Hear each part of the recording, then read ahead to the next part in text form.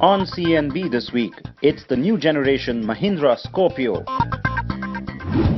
And our SUV trail takes you to the AMG headquarters.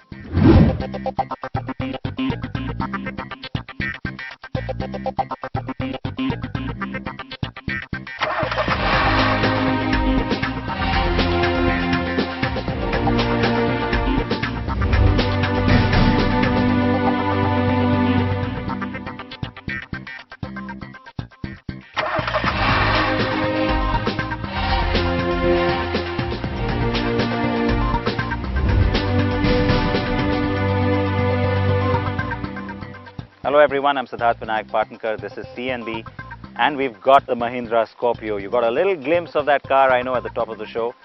All of you want to see it. We have the details coming up, but before that, let me quickly tell you why I have the Audi Q3 here. This is the new dynamic variant that's just driven in, and the timing is just right because Audi is gearing up for the launch of the Mercedes-Benz GLA. Now we know that the GLA is likely to be positioned in a sort of a premium fashion, and which is why a fully loaded Q3 variant makes sense at this time. Why is it fully loaded and what goes into it? We'll talk you through that. But first, let's get straight to the new Scorpio.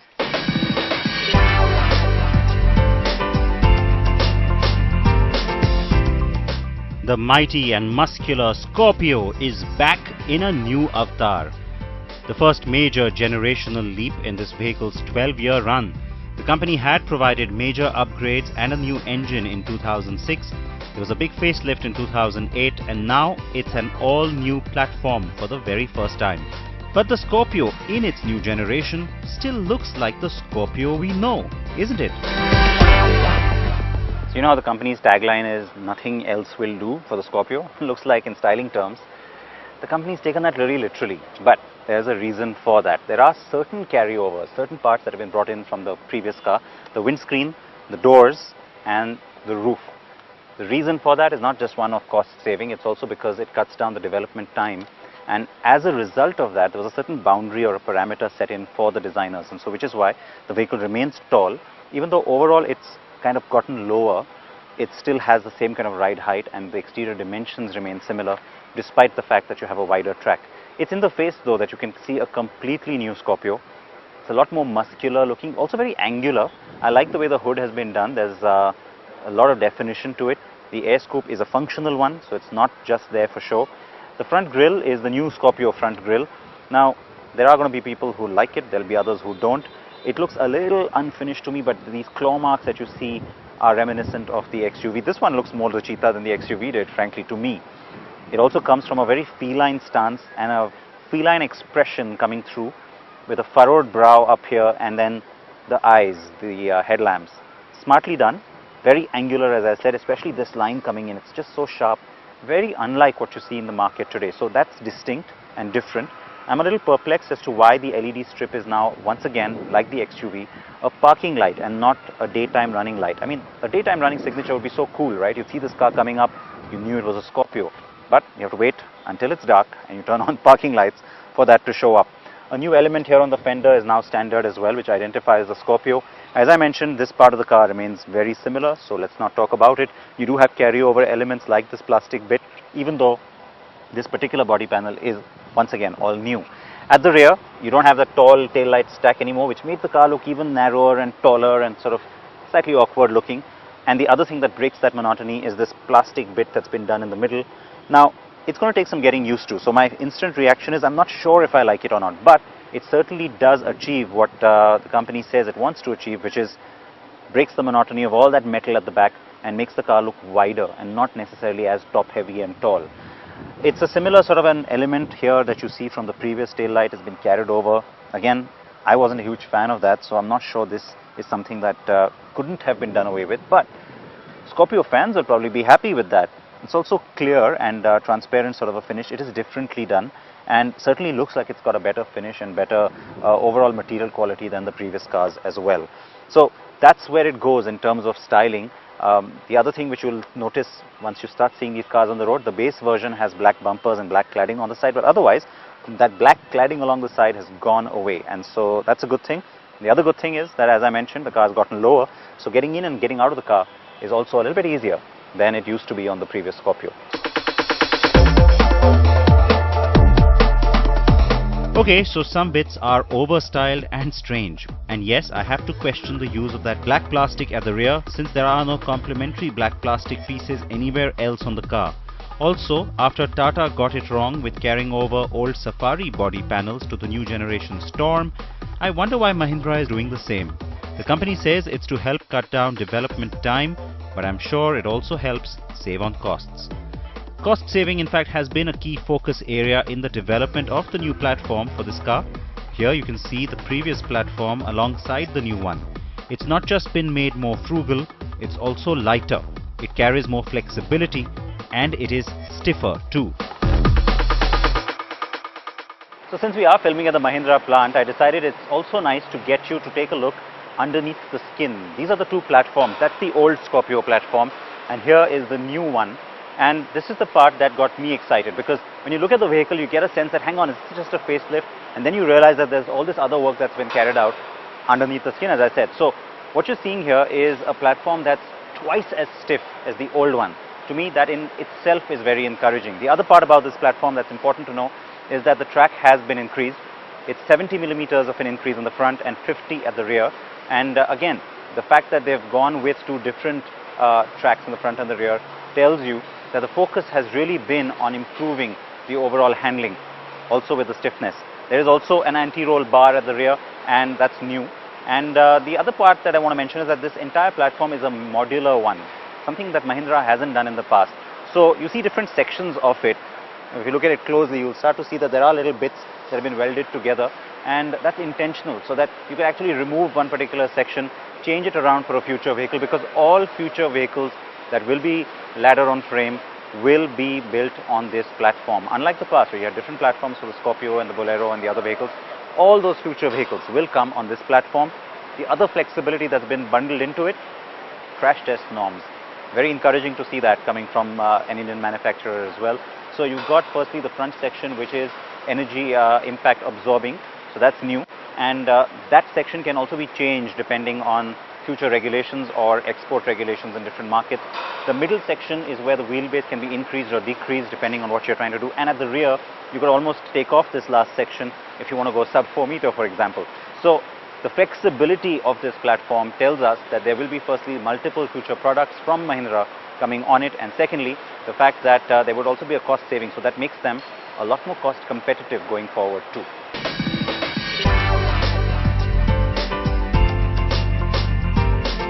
So what does all of this mean for the drive performance of the car? Well, for starters, let me tell you, the engine is unchanged.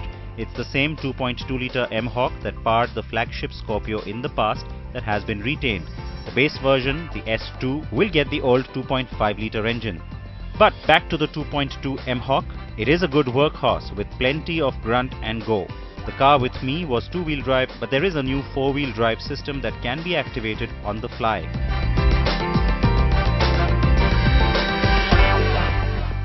It's very evident that there's been work put in to make the body a lot stiffer. The chassis is stiffer for sure. You get that in the first few minutes when you get in. Body roll has been cut down tremendously. Again, that's something very evident right away. And the engine mounts, even though they're the same number of mounts, the positions have been changed, and the work that's been carried out there helps, because it means that overall noise and vibration levels that used to creep in from the engine bay into the cabin have been drastically cut down. You can still hear the engine. It's kind of growly and noisy like that, but the vibration levels, especially in the gear stick, all of that cut down drastically from before. And that's the big redeeming factor on the car. I drove the new Scorpio on the Mahindra test track inside the Nashik plant, but also had the chance to drive the camouflaged car at much higher speed and across varying roads and surfaces. Now Mahindra says that the big focus for the car and the engineering team was handling, wanted to really improve that and get it right. So has it worked? But I can tell you that if you want to be harsh and compare it to a monocoque construction car like the Duster, then sure, there are still certain things that Mahindra could have done better. But having said that, given the fact that the company decided it wants to go with body on frame and doesn't want to switch to monocoque on this particular platform, well then yes, the work that's been put in to make all of those compromises seem to be a little lesser and reduced, that work comes through. And you do have a stiffer ride, you do have a much better quality than before, and even the ride quality. Mahindra says that it was happy with the previous car's ride quality, and consumers were happy too. But I can tell you that that has improved. It's a lot more comfortable than what it used to be before. Less fatigue on longer trips is what people are going to find, because it's not as bouncy as it used to be. And even the driving position, you still have that slightly upright kind of a position, which takes some getting used to, you know, king of the road kind of feel. But once you do get used to it, the seat is better centered with the steering wheel. Overall ergonomics are better too, and so yes, all of that work has come through.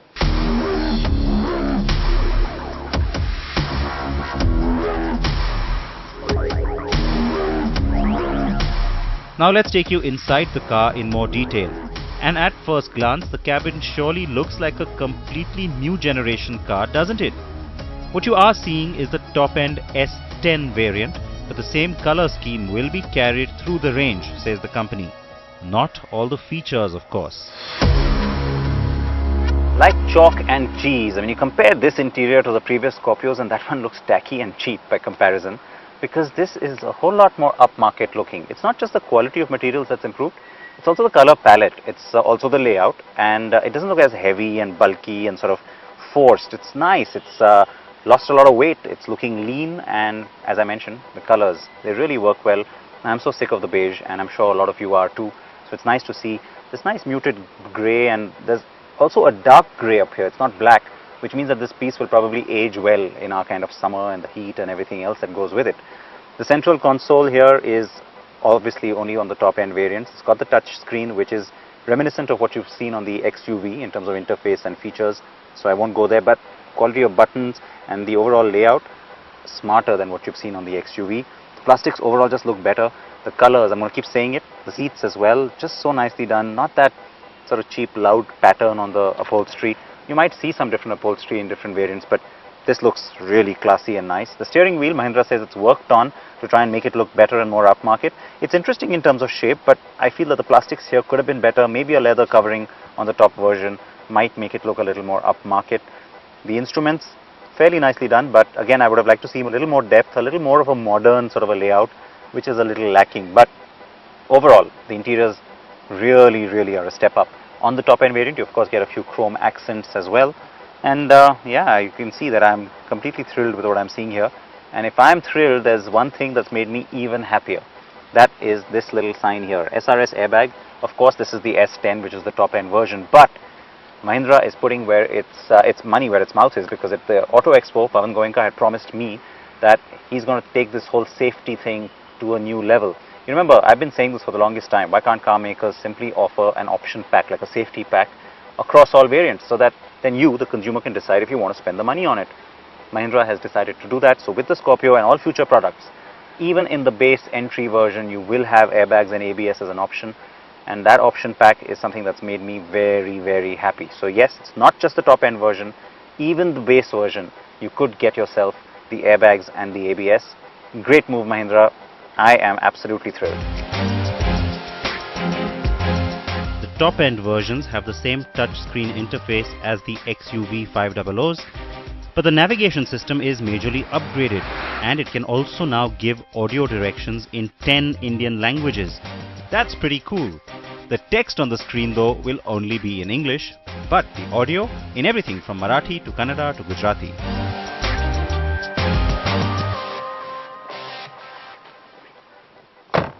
Now, ingress and egress is definitely a lot better than it used to be on the previous car, and the older people will certainly find that more convenient, those in your family.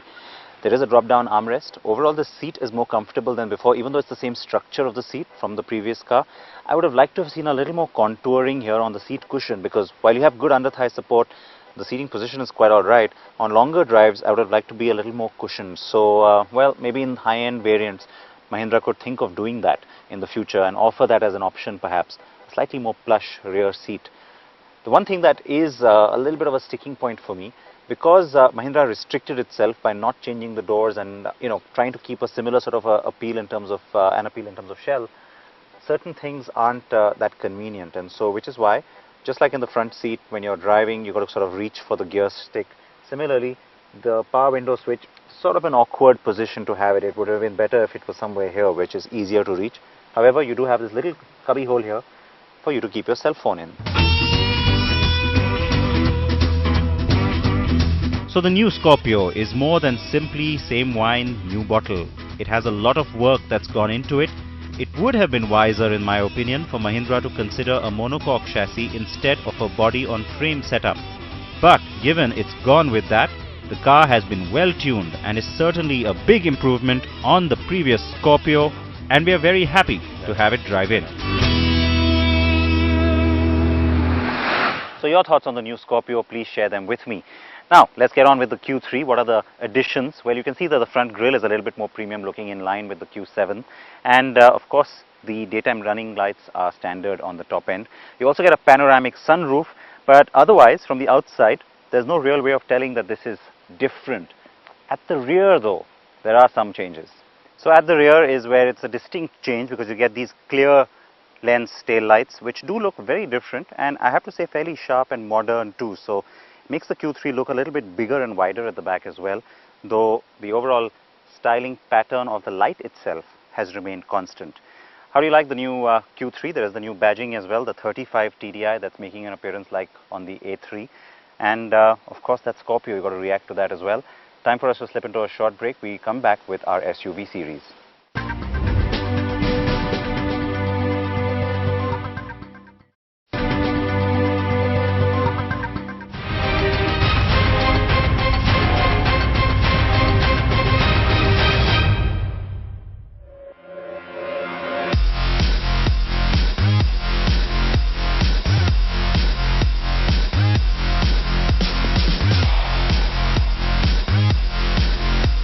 The past few weeks we've taken you across the world on the CNB SUV trail. We started in Stuttgart, then drove to Rastatt with the GLA, next was a long drive into southern Austria with the G-Wagon, and then back to Stuttgart, from where we flew to Tuscaloosa, Alabama in the United States.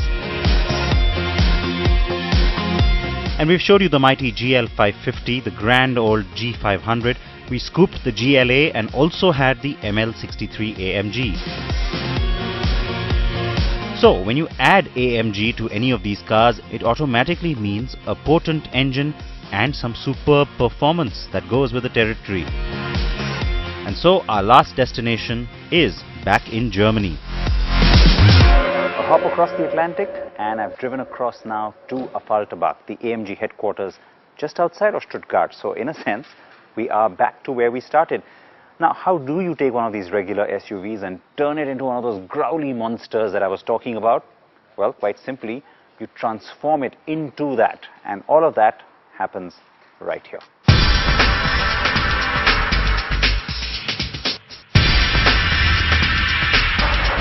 You can also bring your car here to the headquarters, to the AMG Performance Studio, for some custom treatment that the fellows here carry out, so that your AMG looks different. Like this A-Class turned A45 AMG, which has been finished off in a special matte white paint and has a unique interior trim too. Pretty cool. In fact, that is just the start of it. You can pretty much customize what color and material you want your car to sport, be it the leather, the alloy trims, and even the brake calipers, and much more.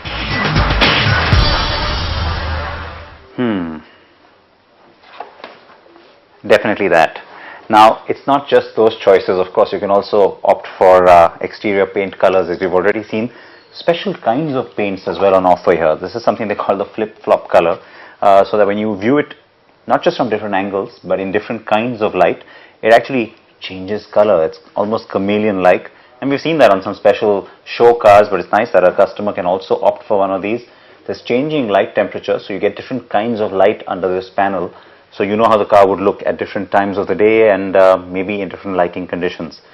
It's pretty interesting, and I'll tell you what, I can't believe I'm saying this, but it's a good thing that I can't afford one of these cars, because I would just spend so much time in here. I'm the king of procrastination and indecisiveness. I would never be able to decide just what to finally go with.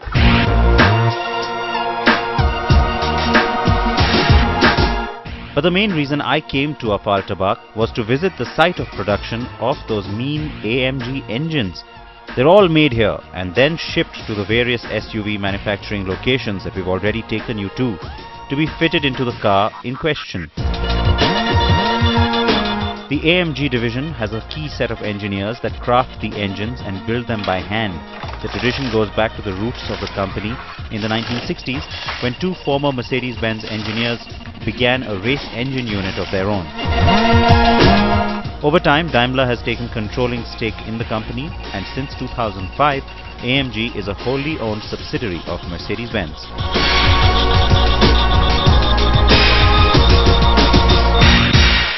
So right here in Affalterbach, where you have all this work being carried out, that's what separates the men from the boys, if you will. Because, yeah, when you talk about an AMG model, it's the AMG engine that makes all the difference. And this is where the magic truly begins, quite literally, because this is the start of that production line. Right through this, you can see there are individual engineers who are at work. Remember, every AMG engine, that particular engineer who worked on it is responsible from start to finish. Over 1,000 parts go into each of these engines, folks. They've really got to know what they're doing, and I can tell you, each engine can take anywhere from 3.5 to 4 hours, sometimes even longer. They work about 7.5 hours a day, which means you don't have to necessarily churn out 1 or 2 engines every day. You've got to make sure that you get it right, it's precise, and that engine, when it goes out, is 100% performance oriented.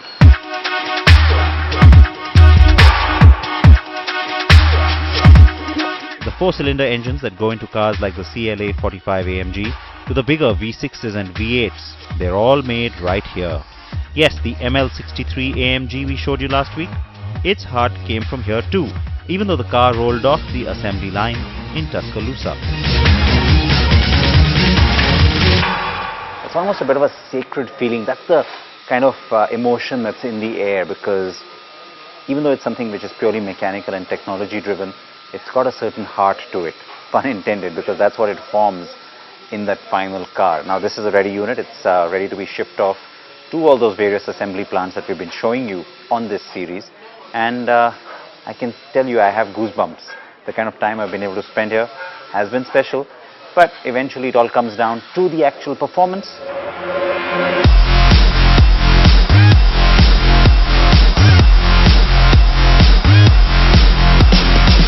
Yes, I was feeling greedy indeed, and so I got right out while the day was still bright and got a hold of the ultimate flagship performance SUV from this brand, the G63 AMG. The AMG version of the G-Wagon is plush, high-end and very, very potent. It was a fitting finale to the time I had spent trying to discover the world of the sports utility vehicle from the three-pointed star. It's time that has been very well spent, and time I shall indeed cherish.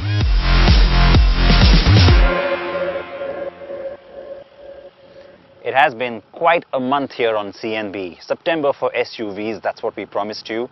All kinds of SUVs we've brought you, really. Big launches, the exclusive look at the GLA as well.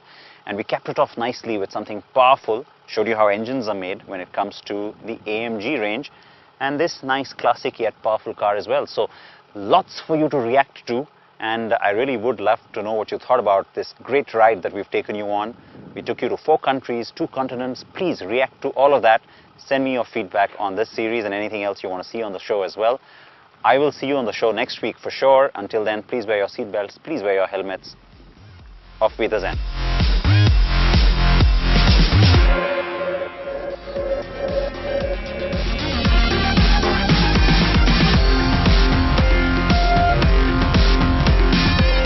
As our SUV trail contest wraps up this week, remember to log on to Twitter for Siddharth's last question and answer it using the SUV trail hashtag.